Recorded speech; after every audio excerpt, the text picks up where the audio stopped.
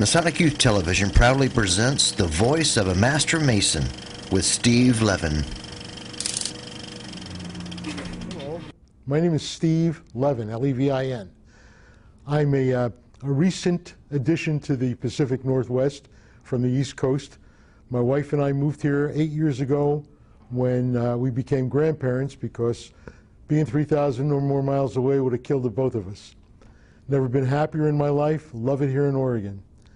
I've been asked to talk about my 50-year award as a Mason, which came as quite a shock to me not too long ago when the Grand Master of the Masonic Order in Oregon, Grand Master Arthur Borland, presented me with my award, a certificate, a 50-year card, and a lapel pin.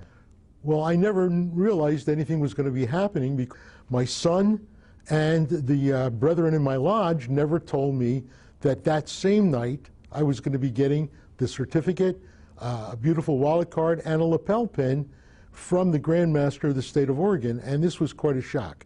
I didn't even wear the proper clothing that night because I was cooking for the entourage that came with the Grand Master himself, his lovely wife. Never expected it, so I didn't even bring other clothing.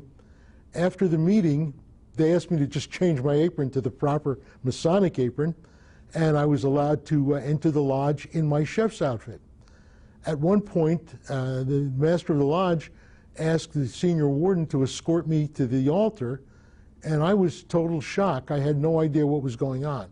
At that point, I was made the 50-year Mason that I am today, actually 52 now, and could not have been more surprised, could not have been more happy. And on that same night, to put icing on the cake, my younger son, who is now 37, has finally decided to petition to become a member of the Blue Lodge. So I went home that evening about 30 feet off the ground, knowing that this is like just the greatest night that I can remember.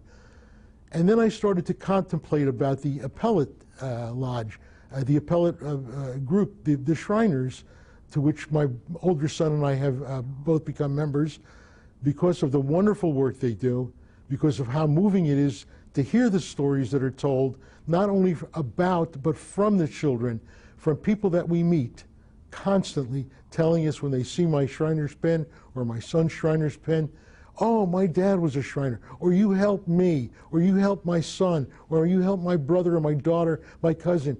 It's amazing.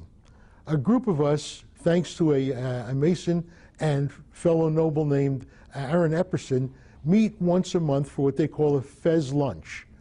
And we have yet to have a Fez lunch where people in that restaurant, wherever we may be dining, who work there, who are customers there, come to us to grab our hands, to say thank you, to acknowledge what we do, because in my estimation, and I think in their estimation, there's no greater thing that you can do than to help a child who's in any kind of distress.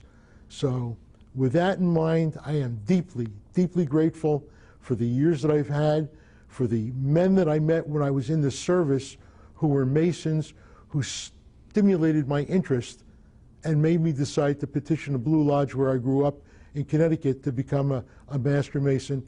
And that afforded me the latitude to follow through and become a Shriner.